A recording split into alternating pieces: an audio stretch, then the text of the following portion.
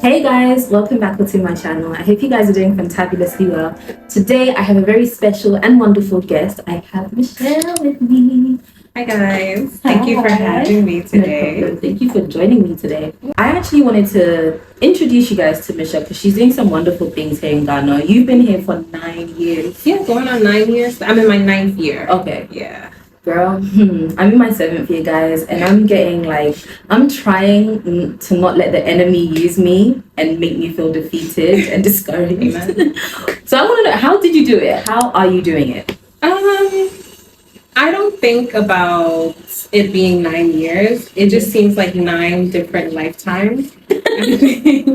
Each year in Ghana is like a new season. Sometimes it's like 2 years in one season. Mm-hmm. But what I think happens is that you evolve into a new version of yourself because Ghana is steadily evolving. So you're just growing with the country. Mm-hmm. And 8 years has passed, and I'm pretty sure 7 years have passed, and you are like, how has it been so long? Yeah. You know, so honestly. I think we're just constantly evolving. So I'm not the same person that I was 8 years ago when I first moved here. So it doesn't really feel like a solid 8 years. It just feels like I've grown through different seasons being here. Time is just what's passing, but I'm just like different levels of me and different levels of Ghana. So I wanted to talk to you because when I met you at the mixer, it was, I remember the Diaspora Villa. Villa Diaspora. Villa Diaspora. But so in my head, I've been calling it the Diaspora Villa. Everybody does. No, because I really like the concept of, you know, you come into this space, if you haven't, how would you say it? In my mind, it was like, if you haven't been to Ghana before, or if you have, but you don't want to be with family, this is like a great transition kind of space. So walk us through that. How did you even come up with the idea?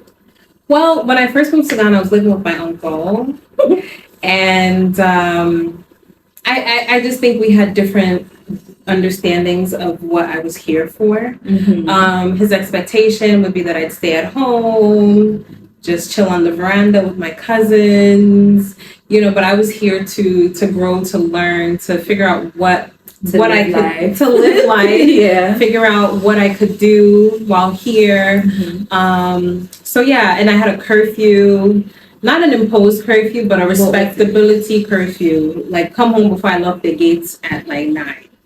That's a curfew. That's a curfew. Things happen. Things start at 9. Thank you.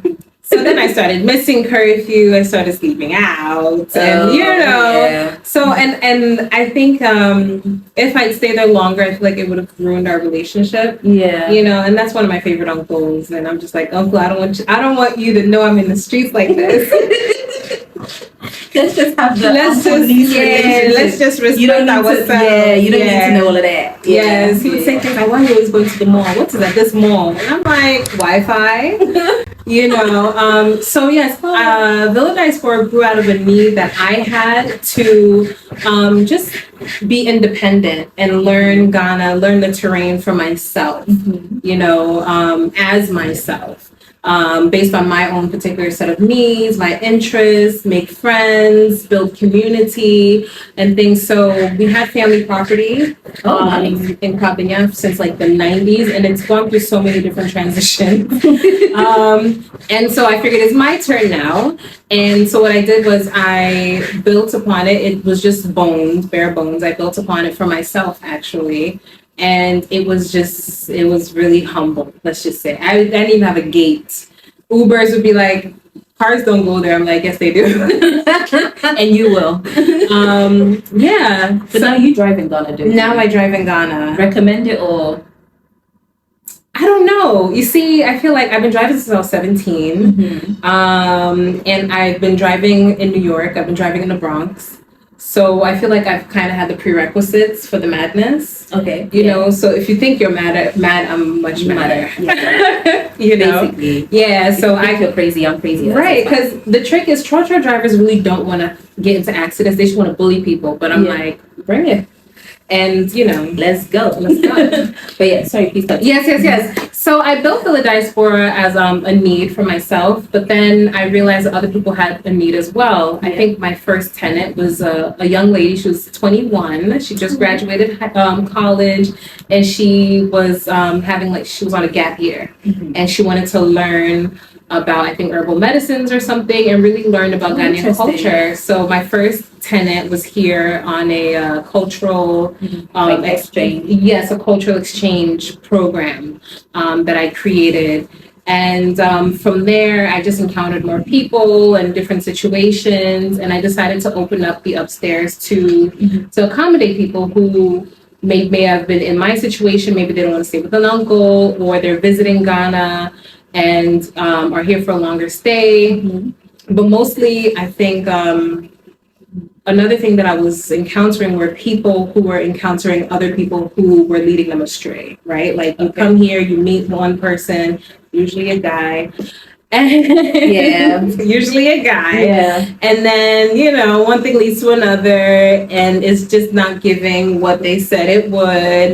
Next thing you know, you need a place to stay desperately. And I had a few of those encounters with other women. Although the space is open to like both genders, I find that a lot of my tenants end up being women who just need a safe space. And, so I'm just so incredibly happy and proud of myself to be able to provide that for others, just because I feel incredibly privileged to at least have had an uncle who I was trying to escape. So, and I would take that over like a man I'm trying to escape or a situation. So I'm glad I'm able to, provide that space for others and just make it an easier transition, especially for people who are coming over from the States. I feel like I'm able to translate the culture from like Ghanaian culture into American culture in a way that is understandable. I realized that I was able to do that quite well. So from there, it just grew, and then started consulting. You mentioned being able to translate the culture for Americans. I was going to ask you, who do you find are your your clientele, like Americans transitioning or Europeans, or do you get a mix of everyone? I get mostly North Americans for the transitional space.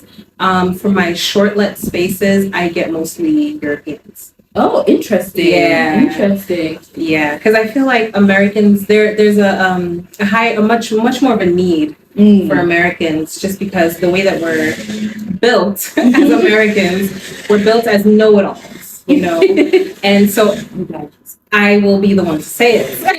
I am one, so I can say it. You can't say it. No, but I won't say it. But I'm glad you said it. So we're kind of know-it-alls, but I think I'm grateful for the people who are able to come to me for help and don't try to go it alone.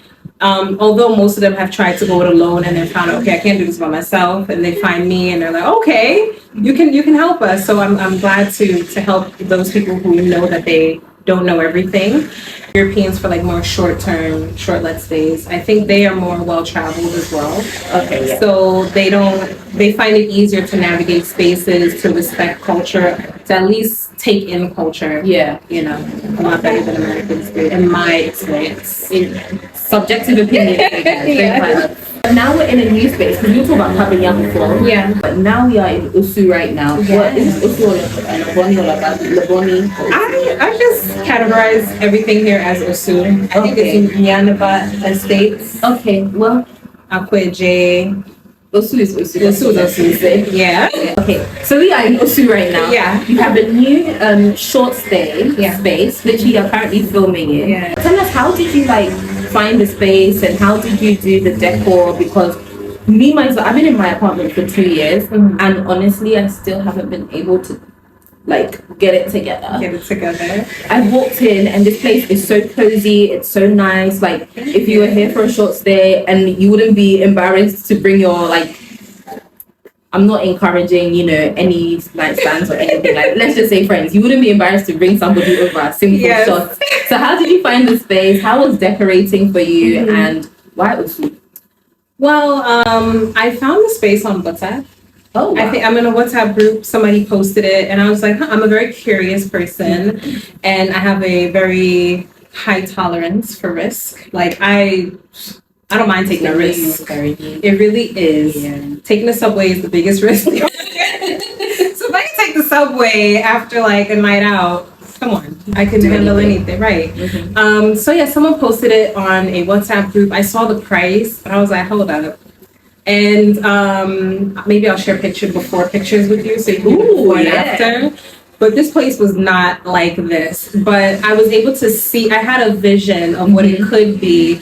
And we don't have many green spaces in Accra, even just in our everyday homes. My own house does not have as much grass as this, you know. So it was really like the grass and just how tucked away we are. It's really like a hidden gem. Yeah, it really is. I love being able to share like hidden gems with people who visit. It's one of my favorite things to do, like finding that little space that you want to keep all to yourself. You know, I've learned to keep more of them to myself though, because you know, then it becomes too popular, then everyone is there. Right. But when doing short let's stays, I'm able to like seek out the hidden gems and share it with like more people, which I love. Because I want people to experience Ghana in its rawest form, because I feel like that's where that's where the culture is its richest. It's like the kanzo. You know what I mean? In terms of decorating the space, my particular style is what I would call like Afro minimalism, right? Or Afro modern, Afro minimalism. I feel like just putting the African spin on just already existing aesthetics without plastering African print all over the place.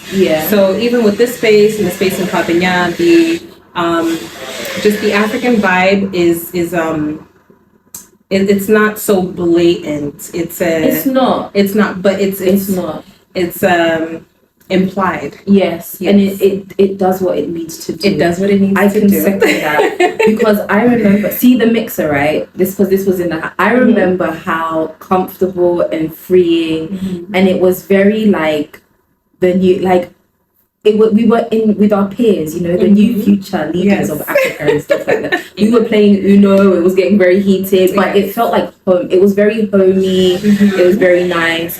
And like you said, you didn't have to do so much to make it feel like Africa. But you feel it, just the idea of feeling at home with other people, you feel that sense of, I'm home. And I like it. Like I said, I'm going to take some decorating tips from Michelle because there's some things I'm eyeing and I need to know where this is from and this is from. So we'll get to that after. But yes, please continue. So Afro minimalism is the style that I lean towards the most.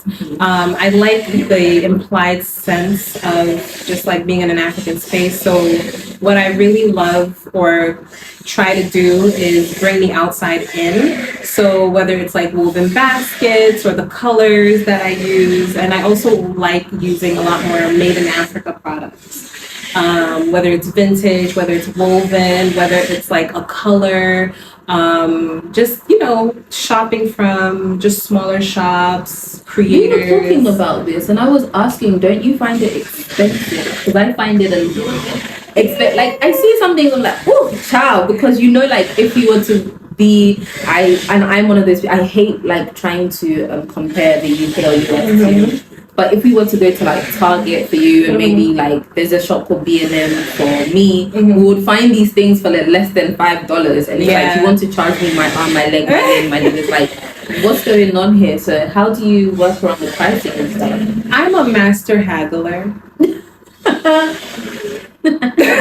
That's a skill. I'm not gonna lie, it's a skill that, and I lack it. I will give you a tip. I'll give all of you a tip.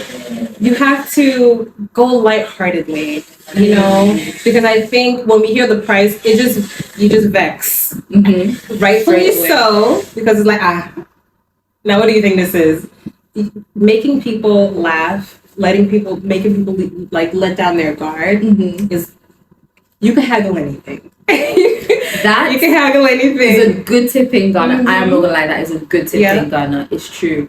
You know, but I feel like you have to be a people person as well. Like just well, maybe, but if it means that much to you to get the discount, you gonna get your people skills on. So I think between haggling, and I'm a loyal customer, So, and I build relationships. I think building community is not just like my business, it's my way of life, you know? And it's so interesting because Villa Diaspora exists because growing up in the States, my family home was the place where everybody passed through. So when you come from Ghana, we are the ones picking you up from the airport in a coat that's probably too big or too small. Oh, that's so nice. Yes. I'm sure when you were growing up, was that annoying? It was very annoying. I had to give up my bedroom like once every 3 months. Once every 3 months is not so bad. It's not so bad, but no, but wait, for how long though? Exactly, you never know. Oh, okay. Until they get on their feet. So it's always been a concept that like I've always been familiar with, and then I just found myself creating this business. But it wasn't later on into my business that it clicked for me. I'm like, oh, this is a full circle moment. It really is a full circle moment. That's really cool. So I think I build community everywhere I go, and I think the longer I've been here, one thing I've really learned is the importance of community and having different types of communities for like different, you know, your different seasons in life. Yes. Yeah. So when I became a car owner, I have a community around my vulcanizer. We're like this. Luckily, we're like mine is across the road from. There you go. So we're tight. You know, my mechanic and I'll call him just randomly. Hey, how you doing? People in my neighborhood, for my business, I created a community around that. I'm a mom. I've created a community around that. So yeah, just creating community. I think once you're more community minded, you're able to interact with people differently. Yeah. You know, so people, I think when you're from the West and people encounter you, I think a lot of our experiences, people try to cheat us or overcharge us because they're like, oh, this is my one chance to get money out of you. So this is my one chance to get money out of you, so I'm just going to make sure I do it. But if I'm building community and rapport with you, then you know that you are possibly gaining a customer for life. Yes. So you treat me well, I treat you well. I always bring people back. So yeah, so it's not just a means to an end, although it is. But it's building community, and I'm sure if you go to the market, you always have the one person you go to. Yes. Customer. Yes. I think that's a huge part of living in Ghana. Yeah. Just building community. Building community, keyword in this vlog today. Yes. Keyword, building community. I think that's very important. So what's next for you? What do you see yourself like doing with your community and in Ghana for the next 5 years? Because you're not leaving. It's not like she can leave. I mean, you've set yourself up to be here. I really have, right? And leave and go where? I mean, of course, there's like so many different spaces to be, but I'm not sure any of those spaces will feel like home. It's either New York or Ghana or where again? Sure, where again? I feel like when you've had the best, you're just like, where again? And all the Londoners and UK people are like, it's not here. So where again? Right, because even in my itch right now, I just keep thinking, well, it's not like I can go to London, so you better just face it, deal with it, and move on. The season will change, because it's not like I'm going to run back to London, because I'm not. Yeah, I'm just not going to. So yeah. So what's next? I'm really, I would say, dedicated to sharing Ghana in its rawest, truest, richest form. So I want people to fall in love with Ghana for her personality. Yes. Not for the way she looks in December. So I am constantly expanding our network of hidden gem spaces in really thriving neighborhoods, just so that people can get a different perspective of Ghana, what she's capable of, and what they can do here. They can imagine themselves in Ghana a bit differently. Yes. So you can be in Osu in like an ultra modern hotel, or you can be in one of the Villa Diaspora locations and just feel cozy at home and just really feel like, home away from home. You can come and go as you please. You make friends, you build community. Even if you're not at the co-living space in Pavilion, like a lot of our spaces are conducive to community building, because the person you buy your produce from right there. Yeah. You need to buy shoes right there. Yeah. And the thing about Ghana, whether you want it or not, people will look out for you. They all know where you live. You buy something, oh, I'll bring it to your house. You're like, how do you know where I live? Does that ever happen to you? Yeah. Oh, I'll bring it. How do you know where I live? You know, but you know, also I'm kind of guilty. I'm very open about where I live. Oh, really? I'll be there like, I live here. You see, that's one over. Yeah, just opposite. I'm that person. But then again, because of sense of community, there's a sense of being safe and feeling, you know, like protected in a way. I don't know how to explain it, but I don't feel like, this is just me. Please don't take my thoughts and then run with it. But I don't feel like I would have to have pepper spray or anything like to protect myself, because I feel like my community protects me, like we're looking out for one another. Exactly. But then I say that because I also use vigilance. Like I wouldn't just go out willy-nilly, like you know, my head's in the clouds. You but have to keep your wits about you. Exactly. So yeah. So I like the building community. Community built. We keep going. So yes. So yeah, we have new spaces opening up soon in Osu. Can you say? Okay. Osu. Yeah, we like Osu. Everybody likes Osu. Who doesn't like Osu? Who doesn't like Osu? No. I'm not gonna like. I like Osu, but I just find it very. I don't know. I feel like I have to see Osu at night time. Like if I'm living in a space in Osu, I want to know what it's like during the day, at night time, and on the weekends. Because you can come like at a random time and it's like, oh, this is so beautiful, it's so peaceful. And then at night, you've just got like 3 clouds just. Oh my god. Yes, I don't know, but where we are right now, obviously, I feel like this is a good space because again, we're like a hidden gem. We're hiding out. It's very residential. Yes, so it's very nice. So you're not coming back to like Medina and Family side? No, please. I'm not even gonna lie, because property has kind of like just So yes, and I think this Osu is a hub for so many like for so much diversity, right? I think in this particular space, we're walking distance from like Cocoon, Impact Hub, Jamestown, Coffee, Alley Bar, Tree House. The list goes on and on. So you're like in honestly perfect like location. Honestly, especially if you're here on holiday and you really want to explore and see everything, you are in a very good location. So I give it that too. And I think a lot more digital nomads are passing through Accra. Accra has become like almost a hub. There's like a small growing hub of like digital nomads who are working their way through Accra, through Osu, and things like that. We're encouraging you, digital nomads, please. Yes, it's the perfect space. Would you consider branching out into like Buswa and those places? I would love to. Buswa is next for me. I mean, when you could have a helicopter and just go, like, honestly, because it's like 7 hours, isn't it? About. But it's so worth it, guys. Such a beautiful place, honestly.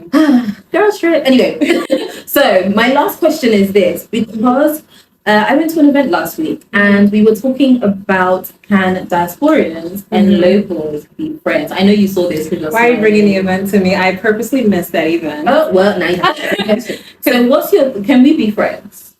I think we should stop having the conversation. Okay. Because I think at this point it's more so like clickbaity. You know what I mean? Oh yeah, I'm guilty because I'm using it. I think we can. I think we all need to acknowledge the role that we play. Yeah. Acknowledge our privilege. Yes. I think myself as a diasporan who with all kinds, a diverse group of friends, and my friend group is growing more and more diverse the longer I'm here. I used to not have not one single friend from the UK, and now you people will not leave me alone. I ain't leave me alone.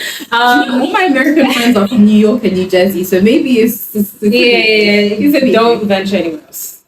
It's okay. I'm happy with my New Yorkers, honestly, because I just like New York. But right. I think we can find common ground. We don't have to be friends, but we have to respect each other. Thank you. That's it. We have to respect each other. 2024, the economy, elections is mad. Do you think people still want to move to Ghana? I think being in an industry that I'm in right now, I think it's like almost a thermostat for like what happens. I don't think people want to move as much as they did. Right. There were certain things that were happening in the West that made people want to move, that inspired people to move. But I feel like now there are more pressing matters economically.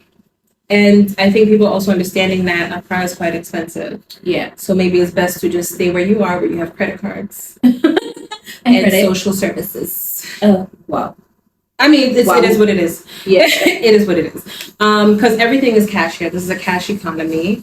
You cannot take you know what I mean? Like, if I'm going to the hospital, I'm going to the hospital and I'm paying for every single thing. But I feel like it helps me, this is so off topic, but I feel like living in Ghana helps me just define wealth in a different way. Yes. Right? Like, I'm able to, like, I can afford myself. Yeah. I own myself. I'm a sovereign being. As sovereign as I can be. I feel a lot more free because I'm in charge of me. Yeah. But that's also the negative. You are completely up to you. Yeah. There's no one else. Aid. Well, I don't want to say aid. I don't like that. There's no aid. There's no aid. There's no aid. There's nothing. No one's coming to save you. You're completely up to you. But I don't know. I don't think that people are looking to move anywhere permanently.